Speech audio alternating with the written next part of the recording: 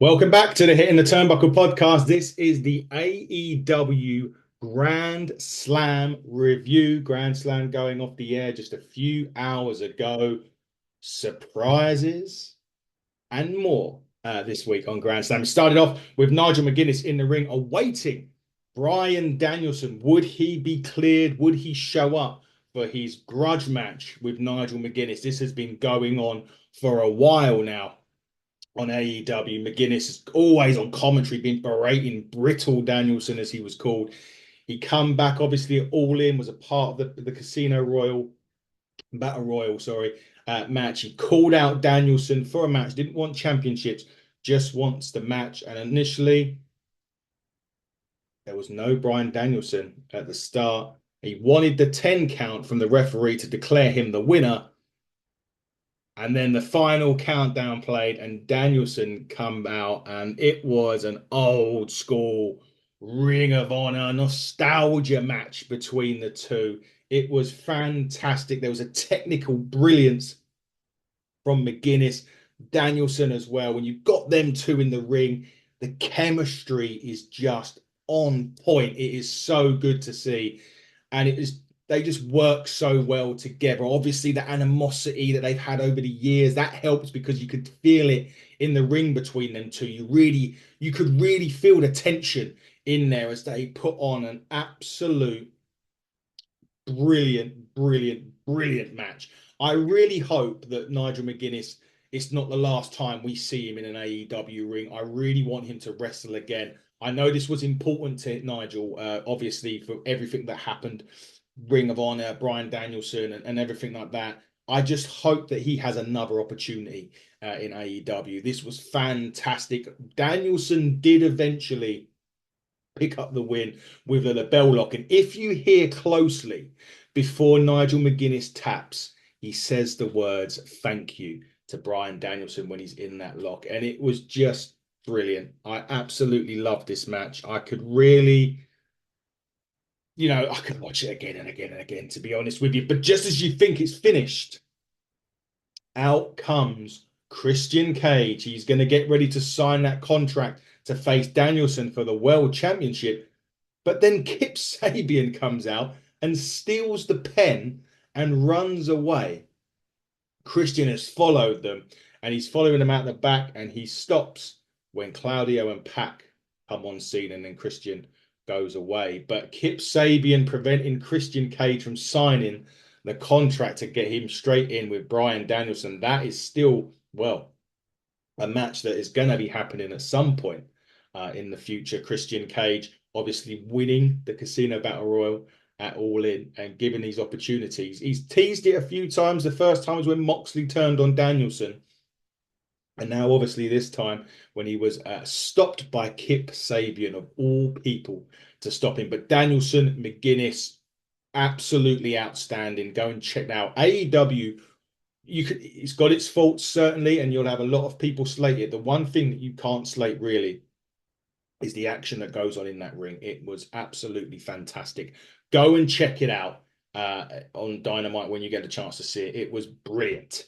Now, first title match of the evening, quite a few title matches at Grand Slam, as you can imagine.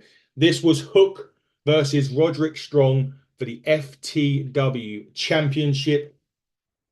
It was pretty quick, kind of what you get from Hook's matches now. I mean, Roderick Strong, he can go, there's no doubt about it. He can go a while.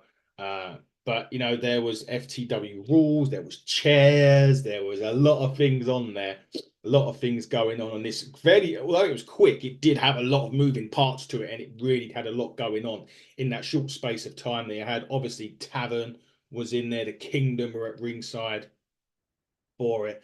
And eventually, Red Rum via Hook and Roderick Strong taps in as I said, a quick but entertaining match. And Hook again looked really good on this. But the other way to look at this, and this is where a little bit of a criticism on this match, and it's just minor, but you have to call it out. This was FTW rules. Tavern and Thingy was on the outside of the ring here. The Bennett, sorry, Mike Bennett and Tavern were on the outside of the ring. Why couldn't they have just broken up the submission hold? Why couldn't they have just got in the ring and attacked Hook and broke up Red Rum? It was an FTW rules match. It means there is no rules. So they could have done that. So a little bit there that, it's a minor thing, but when you've got those type of matches, realistically, you would have think a big pinfall or something where they've taken them all out and then, but nevertheless, look, Hook does win the match. It was a good little contest, to be honest with you. But after the match, Strong grabs Hook from behind and offers his hand to Hook a shake, and they do shake it. And as they do, Trent, as they do, Tavern and Bennett as well, as do Tavern and Bennett. So they all shake hands with Hook, and Tony Schiavone is in the ring at this point with Hook, and he said that all good things come to an end. He's a champion, but all good things must come to an end, and he's officially retiring the FTW Championship again. So Hook hugs Taz. It was quite emotional at that point where, father, son, and all of that. But, really emotional moment as once again, the FTW Championship. It was never a registered title anywhere, but it was a great title to have. Had it in ECW. You think of the likes of, Sabu had it in ECW and, the people that did win it. And you have to, praise it. It was great. It gave Hook something to go on, especially during his early career in AEW. Still very, very young.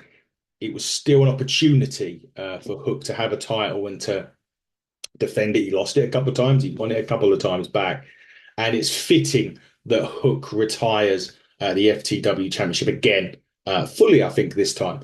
And Hook can now pursue other opportunities, I suppose, within AEW. What is next for Hook, though, remains to be seen, really. I mean, it was a very, it was something a bit unique to have that championship. So for it to be retired again, and now for Hook to perhaps, as I said, pursue other titles in AEW, there's plenty there to go for, and we'll see what happens. Hook is still very young. He's still very talented. He's still got his best years ahead of him yet as Hook. So we will see what happens to Hook as we move on to Wrestle Dream actually October the 12th. So we'll find out exactly what happens as weeks and months go by with Hook, and Roderick Strong will just be Roderick Strong, and he will just keep on having great matches on AEW. Now next, wow, I mean, the AEW World Tag Team Championship, the Young Bucks, Kyle Fletcher and Will Ospreay. I said the first match was great. This was just an absolute AEW style tag team classic. Fletcher and Ospreay are a fantastic team as well. And to be honest, that doesn't surprise anybody. There was action, there was innovation in this match. There was just so much to love about this match. It was full on incredible to watch. I loved it. There was turnbuckle brainbusters. There was Tony Khan drivers, I think they call it now. There was a few of those in there, and it was like the fans just absolutely ate this up. It was tremendous. You knew you were going to get it. That's the thing. You did know that you were going to get it on this match. There was a bit of controversy in the match, though. Don Callis passing the screwdriver to use to Kyle Fletcher. Will Ospreay not allowing Kyle Fletcher to use the screwdriver in the match. So, where do we go from here? I think where we go from here is Ospreay and Fletcher's feud. I think that's going to start, and it does have some legs already to it. You can kind of see it going over. And then Mark Davis due to come back as well. Where does his allegiance lie if the two were to start a feud? Would he go to Ospreay? Would he go to Fletcher and Don Callis? And at some point in AEW, perhaps when that feud is finished, will we see Aussie Open, the United Empire, with Ospreay together at some point in the future? I hope so. But what an amazing tag team match that we saw there. Again, you can criticize AEW all you want. In ring, I mean, free, you could even criticize they gave that match away on free TV. I don't care, and I'm sure the fans don't care. It was absolutely outstanding. Kudos. And kudos to Brian Danielson and Nigel McGuinness as well. The conglomeration was there with Renee and Rocky Romero, but Rocky is now an official member. What can we expect from Collision? Mark Bristow says Mark Briscoe just delivers another Mark Briscoe style promo. He's brilliant at it. I love Mark. But now one of the big surprises of the night, well, the big surprise of the night. Prince Nana was on the stage with Tony Schiavone, and he was saying how, Swerve is kind of come back, and there's nothing that can keep him down. He's one of the best, but he's not medically cleared right now to return. Out comes MVP. Yes, the MVP from the WWE, Montel Veras Porter, comes out on Dynamite, debuts with AEW, and is planting the seed, seemingly to have Swerve join him. And perhaps, and although this man did not debut on AEW, but perhaps Lashley could also be a part of this. But he was saying that Swerve is a massive success, and that basically the reason why Swerve failed was Prince Nana. That was what it was. You know, it's a failure on management, and Swerve wants MVP to tell Swerve that he's ready to talk business. So MVP debuts in AEW and has already made an offer to Swerve Strickland to come to play with MVP and co, or potentially MVP and co. Anyway, we haven't seen anybody else as of yet, but MVP in AEW, could be the Hurt Business 2.0 that we were gonna get, well, that we was looking to get elsewhere, but didn't happen. It looks as though could well be happening on AEW, and perhaps Swerve Strickland will go with MVP. Maybe not straight away. Maybe it's something that happens over the course of time. But Swerve Strickland is a target for MVP, and he wants him, and he wants to do business with Swerve Strickland. Well, we'll have to wait until Swerve returns to Dynamite or to AEW to find out the answer if he's going to talk to MVP. Yet another World Championship on the line now. Mariah May against Yuka Kazazaki. I'm hoping I got that right. They didn't get much time in this. You could imagine the match length of Danielson, the match length of the Bucks. So they didn't get much time, but it was a lot of fun. But in my opinion, Yuka just wasn't the strongest contender coming into it. Mariah May needed an opponent that can give her a good match, which is exactly what she got here. And Mariah May did hit Storm Zero to pick up the victory. I just felt it. And again, when I saw it was Women's World Championship, it wasn't Eliminator. When I saw it was the championship, I knew that Mariah May wasn't going to lose the match. Yeah, that is not the ideal one. But again, the match was a ton of fun. It was a ton of fun. And Mariah May picks up the victory as she goes to hit Yuka with the belt. Willow Nightingale makes the save. Willow stares down Mariah May as Maria Shakawa's music hits, and May hits Willow from behind and jumps in Mina's arms. But who she isn't sure of what Mariah May's been doing. So there's a little bit of conflict there between Shakawa and Mariah May. I don't think she's been a fan of what Mariah May has been doing this week, but she was very happy to see. Mariah May was very happy to see Shakawa come out this week. I know she's been missing ever since Tony Storm and Mariah May have went their separate ways. So interesting times there for Mariah May. Match itself, like I said, perfectly acceptable. You knew that it wasn't going to be a title change, and perhaps wasn't the strongest contender for Mariah May, but yet somebody that could give Mariah May a good match, and that's exactly what happened. Main event time on Dynamite.